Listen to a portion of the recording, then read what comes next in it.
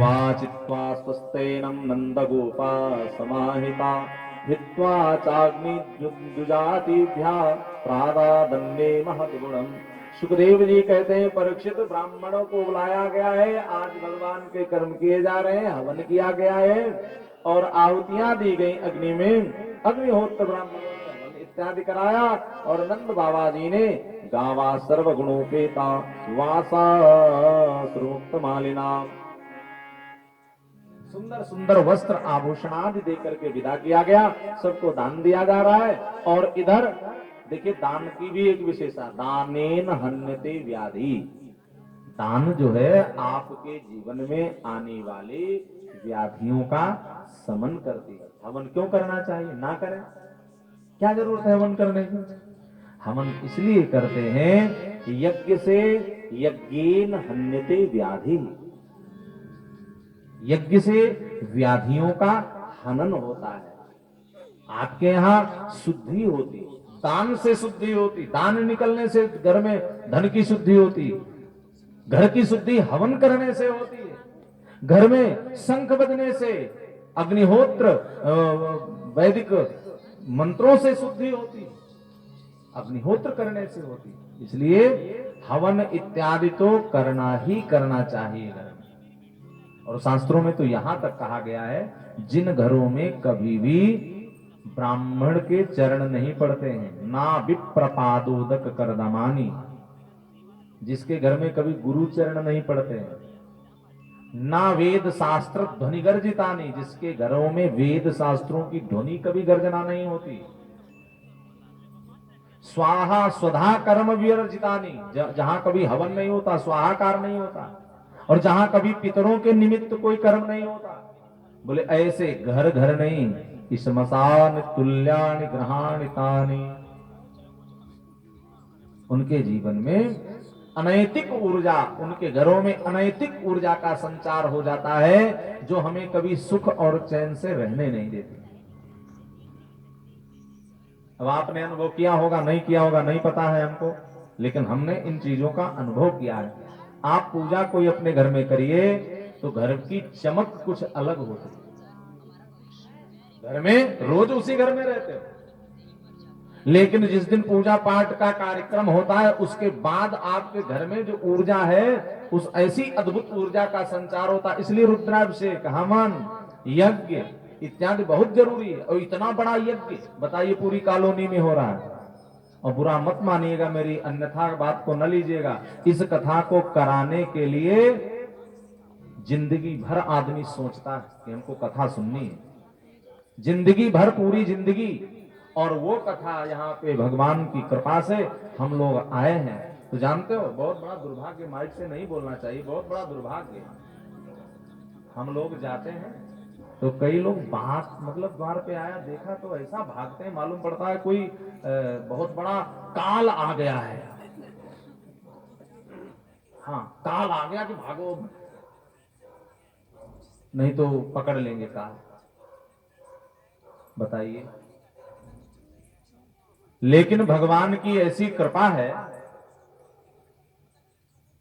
ये तुम्हारा विचार हो सकता है, तुम क्या सोचते हो ये तुम्हारी सोच हो सकती है, लेकिन हम लोगों का यही विचार रहता है कि जगह जगह पर जाकर के भगवान की कथा सुनाई जाए। जो भगवत प्रेमी है वो तो आनंद ले ही लेंगे, और फिर भी सबका मंगल हो। सर्वे भवन्तु सुखिनः सर्वे सन्तु निरामयाः।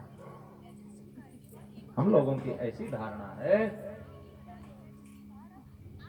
कि हम लोग ऐसे लोगों को भी कथा सुनाएं, प्रयत्न करें जो लोग कथा से वंचित रह जा रहे हैं। दुर्लभैव कथा लोके श्रीमद् भागवतोद्भवा। संसार में कथा वास्तव में आज भी दुर्लभ है। कई जगह तो कथा के नाम पे पता नहीं क्या क्या होता है। मूल कथा ना पढ़ा है ना लिखा है, और ना कथा करते हैं, और पता नहीं क्या क्या गा बजा करके व्यासपीठ का ऐसा अनादर हो रहा है, और लोग उसी में मस्त हैं। ये कथा मनोरंजन के लिए नहीं कि 7 दिन चलो मनोरंजन हम करेंगे। यहां मेला इसलिए नहीं लगाया गया कि मनोरंजन किया जाएगा, मनोरंजन के लिए नहीं, ये मनोमंजन के लिए है। जैसे दांतों का मंजन हम लोग करते हैं, गंदगी के लिए। ऐसे हमारे जो हृदय में गंदगी आ गई है, उस मन को गंदा जो कर रहा है, ऐसे मन को मंजन करा करके मन को निर्मल बनाना है। और बड़ा प्यारा एक गीत पूज्यपाद प्रेम भूषण जी महाराज गाया करते हैं, निर्मल मन के दर्पण में वह राम के दर्शन पाएगा। निर्मल मन होगा तब दर्शन मिलेगा, नहीं तो निर्मल मन नहीं होगा तो दर्शन कहां मिलेगा।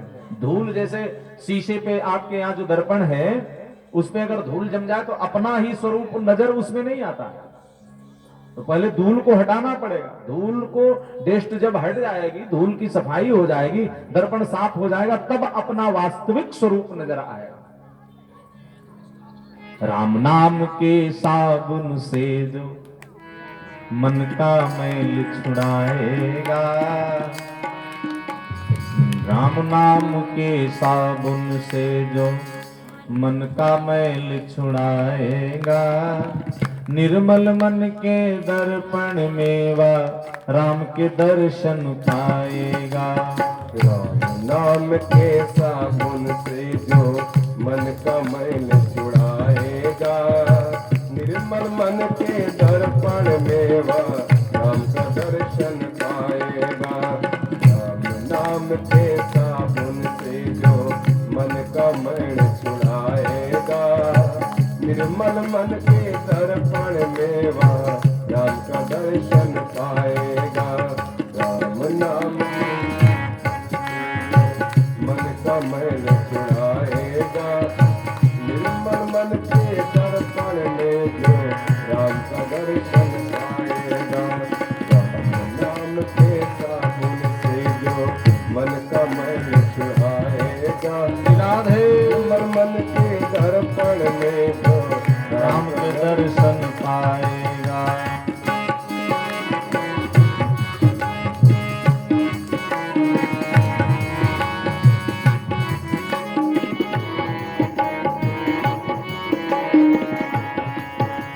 रोम रोम में राम है तेरे, वो तो तुझसे दूर नहीं।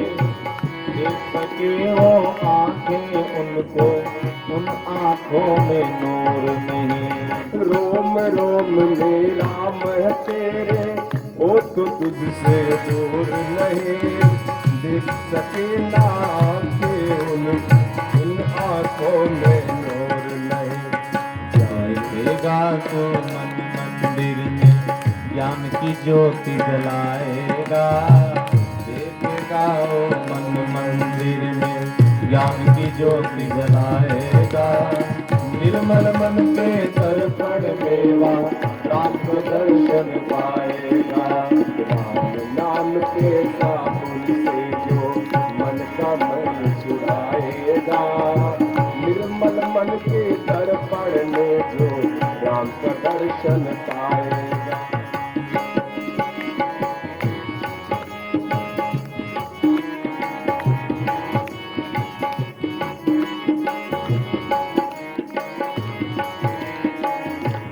ओ या शरीर अभिमान है जिसका सब कृपा से पाया है, झूठे जग के बंधन में तूने इसको क्यों विसराया है। यह शरीर अभिमान है जिसका सब कृपा से पाया है, राम झूठ जग के बंधन में तूने इसको क्यों विसराया है। राम नाम का महामंत्र, राम नाम का महामंत्र साथ तुम्हारे जाएगा। निर्मल मन के दर्पण में वो राम का दर्शन पाएगा।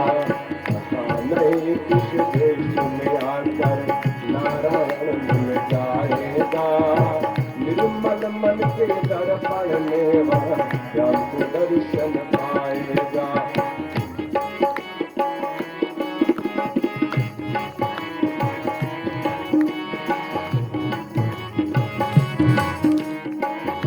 ध्यान से झूठ कपट निंदा को त्यागो, हर एक से तुम प्यार करो। घर आए मेहमान की सेवा से ना तुम इनकार करो। जो झूठ कपट निंदा को त्यागो, हरित से तुम प्यार करो। घर आए मेहमान की सेवा, सेना तुम इनकार करो। पता नहीं किस वेश में आकर नारायण मिल जाएगा, निर्मल पता नहीं किस रूप में आकर नारायण मिल जाएगा। निर्मल मन के दर्पण मेवा, राम के दर्शन पाएगा। राम नाम के सावन से जो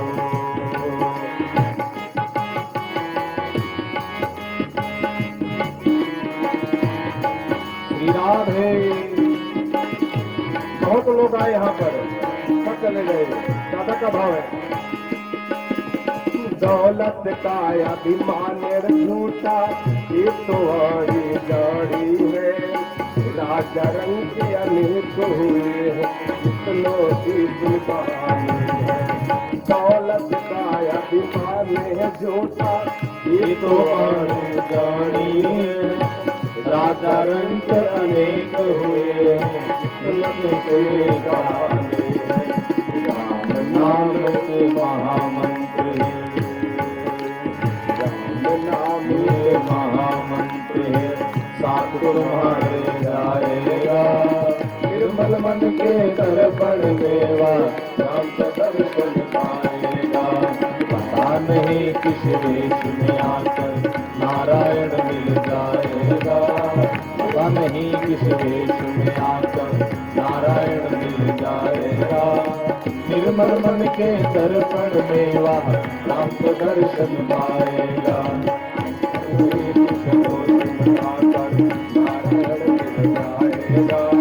निर्मल मन के दर्पण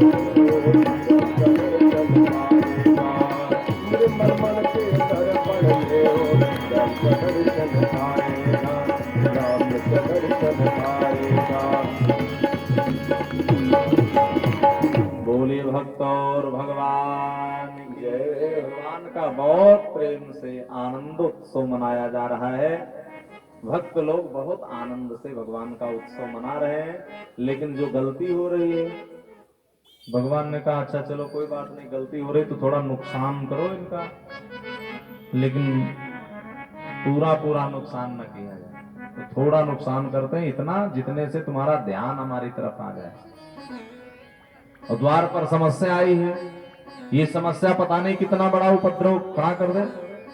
तो भगवान ने लुभाया इस सकट भंजन को। सकट भंजन आया, सोचा था छकड़े में जितने मटके हैं उन सबको पलट करके लाला के ऊपर और इनको दबा दूंगा इसके नीचे, लेकिन भगवान ने पकड़ा गर्दन और उसकी गर्दन पकड़ करके दबोचा और छकड़ों के जितने मटके थे उसके ऊपर दबा दिया और भगवान बाहर खेल करके आ जाते हैं। बोली भक्त और भगवान की जय हो।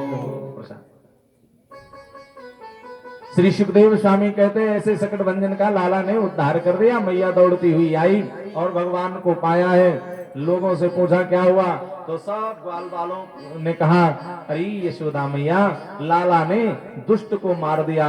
कहते हैं इस पापी के पाप ही इसे ले डूबे। आगे और एक राक्षस आता है, इसका नाम है तृणावर्त। तृणावर्त देखिए, ये तृणावर्त जो राक्षस है, यह तृणावर्त एकदा रुहमारूढ़ लालयन्तीं सुतं सती गिरिमाणं शिशोरवोढुं नासे हे गिरिकूटवत् भूमौ निधाय तं गोपी विस्मिता भार पीड़िता महापुरुष दध्यो जगता माशु कर्मशु। सुखदेव स्वामी कहते हैं परीक्षित, मैया एक दिन लाला को गोद में लेकर के स्नेह कर रही थी और इतने में भगवान ने अपना भार बढ़ाया। मैया ने लाला को उतार दिया, जमीन में पधरा दिया कि लाला जमीन में बैठ के घोलो खेलो, तो तुम बड़े हो गए हो। और मैया चकित है, मेरे लाला में इतना ज्यादा भार कहां से आ गया, पर्वत जैसा भार। तो जमीन में पधरा दिया और मैया अपने काम नाम में लग गई। इधर भगवान खेलते खेलते द्वार पे आ जाते हैं और उधर सकट भंजन जब मारा गया तो दैत्य तृणावर्त को भेजा है। तृणावर्त आंधी बवंडर के रूप में आ रहा है, जैसे आंधी नहीं आती, आकाश में धूल उड़ने लगती है, तिनके उड़ने लगते हैं। ऐसा भवंडर चक्रवात के रूप में आ रहा है। और सज्जन जो संत जन होते हैं वो क्या करते हैं, जीवन में भी देखो आंधियां आती हैं, ये जैसे बवंडर प्रकृति में आता है, ऐसे बवंडर जीवन में भी आता है। जीवन में कौन बवंडर आता है, बोले विषय रूपी। विषय रूपी बवंडर जीवन को हमारे नष्ट कर दिया करता है। तो साधक जन संत जन क्या करते हैं,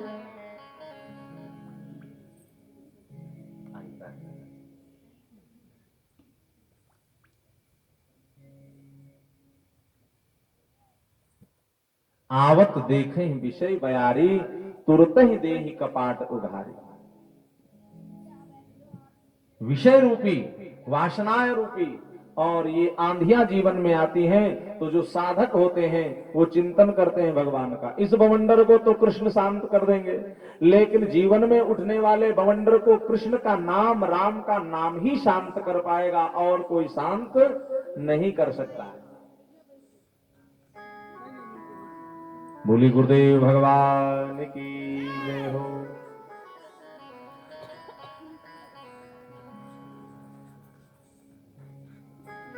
तो सुखदेव स्वामी बहुत ही सुंदर वर्णन करके सुना रहे हैं। ये आया बवंडर, और सब जो होशियार लोग होते हैं, जब आंधी चलती है तो जैसे दरवाजे नहीं बंद कर लेते हैं अपने घर के कि धूल अंदर डेस्ट अंदर ना आ जाए, और अपने बच्चों को सावधान कर लेते, अगर बाहर भी खेल ले तो उनको अंदर ले आते हैं, लाला आ जाओ अंदर, अब बाहर खेलने की जरूरत नहीं है, क्योंकि हो सकता है कुछ नुकसान उठाना पड़ जाए। बड़े बड़े पेड़ पलट जाते हैं और मार्ग अवरुद्ध हो जाते हैं, लोगों को दिखना बंद हो जाता है, दिशा भ्रम हो जाता है।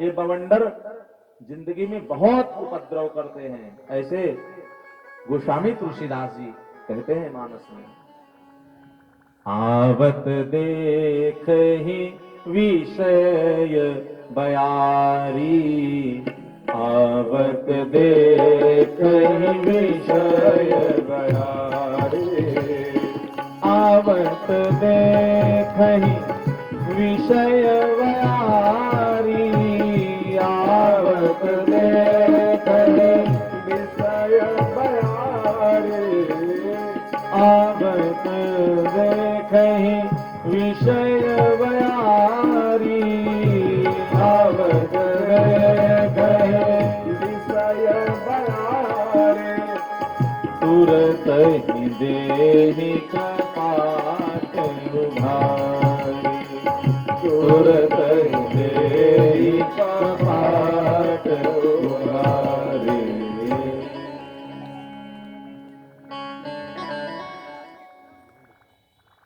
अच्छा भैया जी, हम आपका नाम विस्मरण हो रहा है, थोड़ा आप अपना नाम बता दीजिए। भगवत भक्त। क्या बात है भैया, से हमने नाम पूछा था तो आपने मना कर दिया था, महाराज जी हमारा नाम लेना नहीं, लेकिन हमारे वकील साहब हैं, नाम तो हमें विस्मरण हो रहा है। तो बहुत बहुत आपका स्वागत है। हम लोग गए थे आपके यहाँ, कुछ मेहमान बैठे थे, आपने कहा कि आइए महाराज जी, बहुत प्रेम से मिले। ऐसे लोगों से मिलते हैं ना तो हृदय बड़ा गदगद होता है, और इच्छा यही रहती है ऐसे सज्जन, ऐसे लोग समाज में अगर हैं तभी ये धर्म कर्म सब है। और जिस दिन ऐसे सज्जन नहीं होंगे समाज में, उस दिन तो ये धर्म कर्म होना सब पृथ्वी से बंद ही हो जाएगा। तो ऐसे लोगों की, समाज को आप जैसे लोगों की आवश्यकता है। इससे लोगों को प्रेरणा मिलती कि अगर कुछ नहीं कर सकते तो कम से कम अरे भाव और प्रेम से आप बात तो कर ही सकते हो। कि इतने ज्यादा हम कंजूस हो गए, इतने ज्यादा हम हो गए कि किसी से दो मीठे जबान नहीं बोल सकते। बताइए, आप कुछ ना खिलाओ पिलाओ तो कोई बात नहीं, कम से कम आए हुए व्यक्ति की बात को आप ध्यान से सुनिए, उससे प्रेम से मिल सकते हैं, आप बात सुन सकते हैं। तो जीवन में इतनी आवश्यकता जरूर है। हमारे भैया इस बात के प्रेरणा है कि बहुत प्रेम से मिले थे हम लोगों को, और आज व्यासपीठ से नाम लेना पड़ रहा है, और भैया जी नाम लेने को तो देखिए अभी मना कर रहे हैं। तो ऐसे लोग नाम नहीं चाहते हैं कि हमारा नाम हो समाज में, और नाम चाहते नहीं है फिर भी नाम हो जाता है। क्योंकि हनुमान जी महाराज जब माता जानकी के पास गए, जानकी माता को संदेह हुआ तो हनुमान जी ने अपना बड़ा रूप दिखाया, और बड़ा रूप दिखाया तो माता जी थोड़ा भयभीत हुई, आंखें बंद कर ली। और हनुमान जी से कहा, तुम इतने बड़े हो हनुमान? तो हनुमान ने कहा, नहीं माता जी, मैं बड़ा हूं नहीं, ये आपकी कृपा है। आपके पास कोई आ जाए तो वो बड़ा होना चाहे नहीं, फिर भी उसको महानता मिल ही जाती, बड़ा होना ही पड़ता है, बड़ा आपकी कृपा कर देती है। तो जो राम का होगा, जो माँ का होगा, जो सेवक होगा, जो भक्त होगा, वो बड़ाई चाहते भले नहीं है, लेकिन फिर भी उनकी बड़ाई तो समाज में होती ही होती है।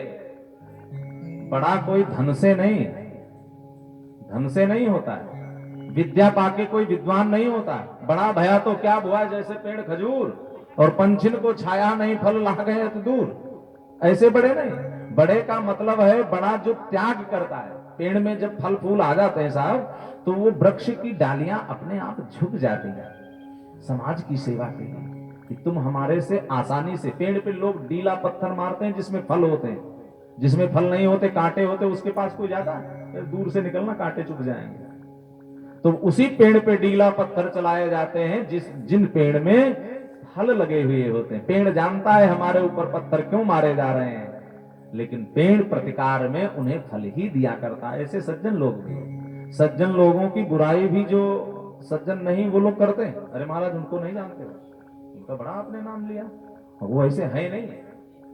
तो कई बार ऐसा भी होता, लेकिन होता क्या है भैया, ये जहां पर जिसकी निंदा है, जिसकी प्रशंसा है, उसके दो चार निंदक तो होंगे ही होंगे।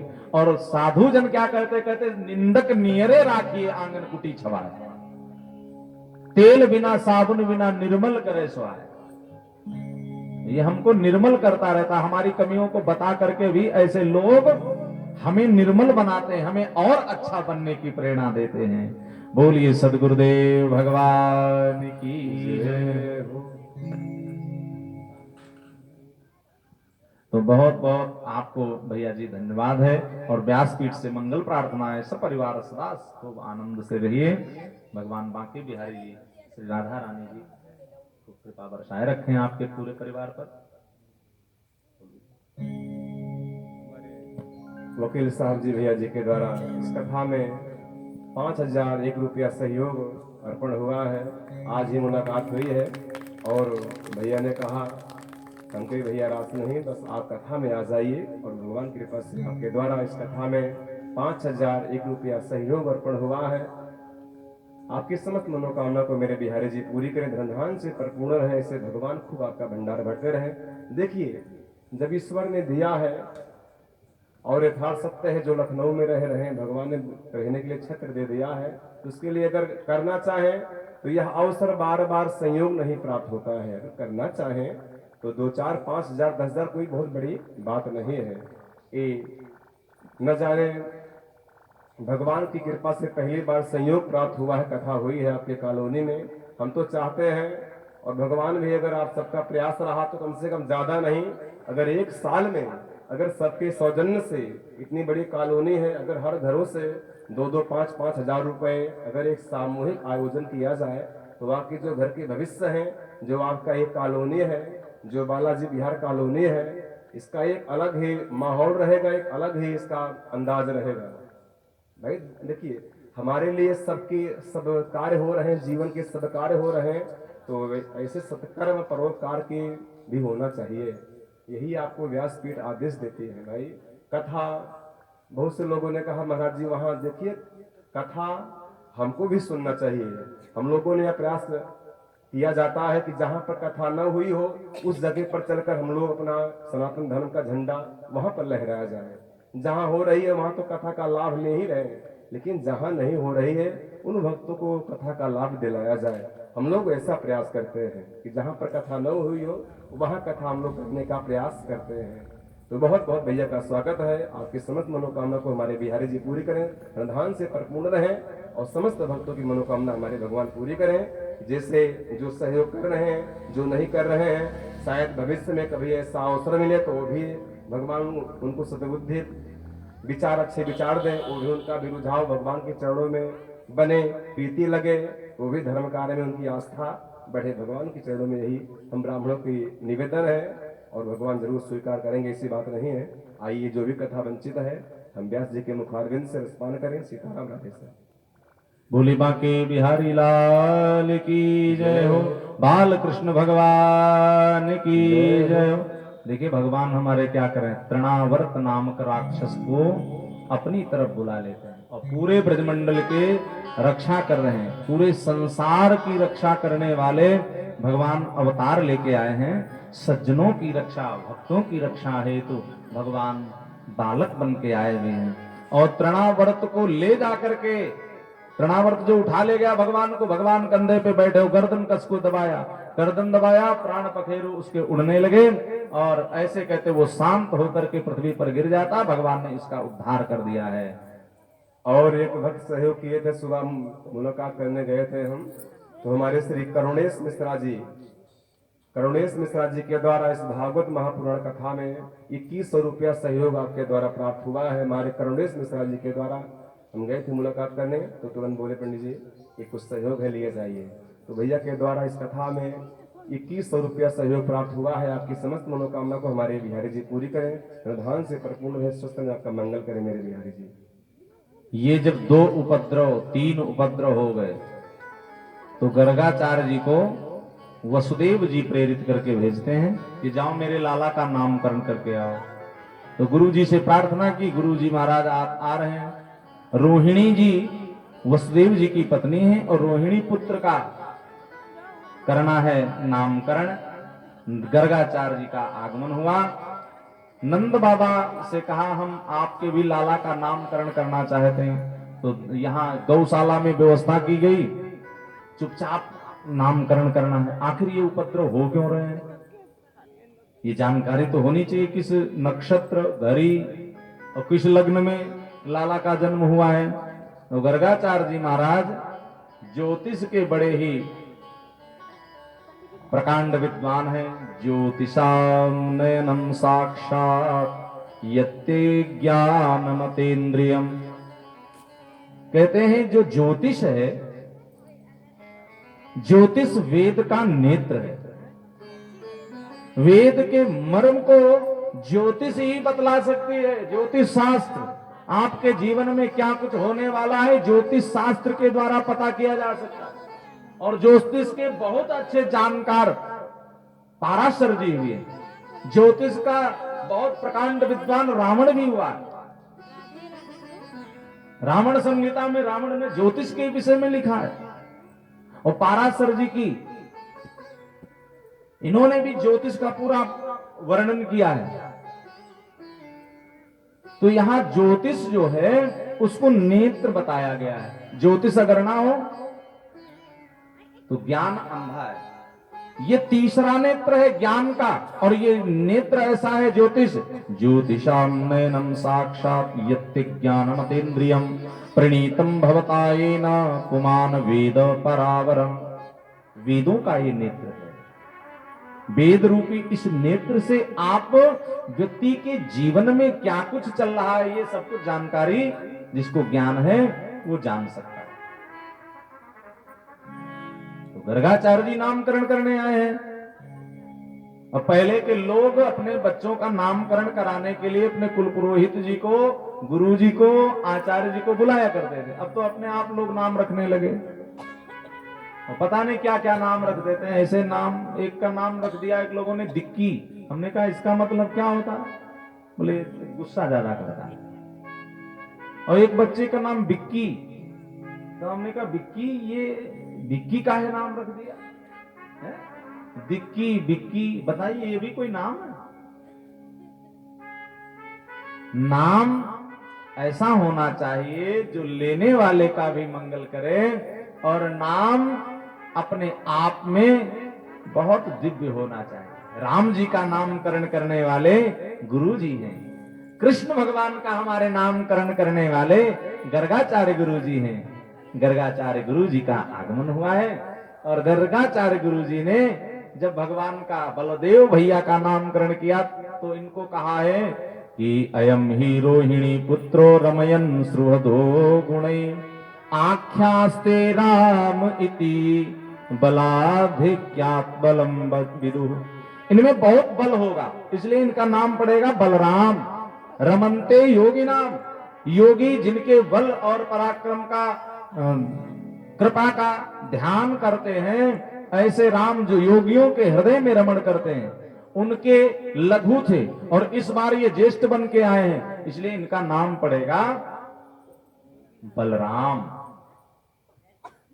श्रेष्ठ बल वाले होंगे, अच्छे बल वाले। भगवान की बारी आई तो इनका नाम रखा गया कृष्ण। कृष्ण, कृष्ण कहते हैं जो जीव को आकृष्ट करे। कर्षयति कृष्ण, जो जीव को आकृष्ट करके उद्धार करा दे। उनके नेत्रों में इतनी कृपा भरी हुई है, इतनी करुणा भरी हुई है। हमारे भगवान के बांके बिहारी जी के नेत्र बड़े विशाल विशाल नेत्र हैं, बड़े बड़े नयन हैं। और बिहारी जी से भक्त लोग तमाम प्रकार से गीत गा गा करके प्रार्थना किया करते हैं। तो हमारे भगवान आकृष्ट करने वाले हैं, आकर्षण जिनमें भरा हुआ है, और जो अपनी तरफ जीव को बुला करके और मंगल कर देते, ऐसे ऐसे भगवान को ही कहते हैं कृष्ण। नामकरण, भगवान को नाम देने वाले गुरु जी की इनके जैसे गुण हैं वैसा नाम होना चाहिए। वैसे तो इनमें बड़े गुण हैं और सारे गुणों की ये खान है। जिनके स्मरण मात्र से ही जीव बंधन मुक्त बन जाता है, ऐसे हमारे भगवान हैं। यस्य स्मरण मात्रेण जन्म संसार बंधना विमुच्यते नमस्तस्मै विष्णवे प्रभवे विष्णवे। प्रगयं वसुदेवस्य क्वचित् जाता स्वात्मज वासुदेव इति श्रीमान विज्ञासं प्रचक्षते। दूसरा नाम होगा इनका वासुदेव, क्योंकि वसुदेव सुतम देवम, वसुदेव और देवकी के लाला, वसुदेव सुतम देवम कंस चारूढ़ मर्दनम देवकी परमानंदम कृष्णम वंदे जगत गुरु। भगवान कृष्ण तो हमारे जगत के गुरु माने गए। वसुदेव सुतम,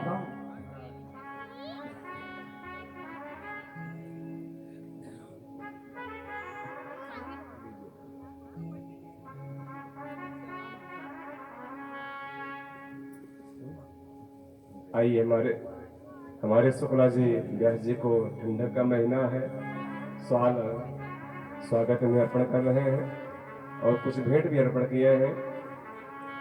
आपकी मनोकामना को हमारे बिहारी जी पूरी करें, धन धान से परिपूर्ण रहे, स्वस्थ रहे, आपका मंगल करें मेरे बिहारी जी। ठंडक का महीना है, जरूरी है। वासुदेव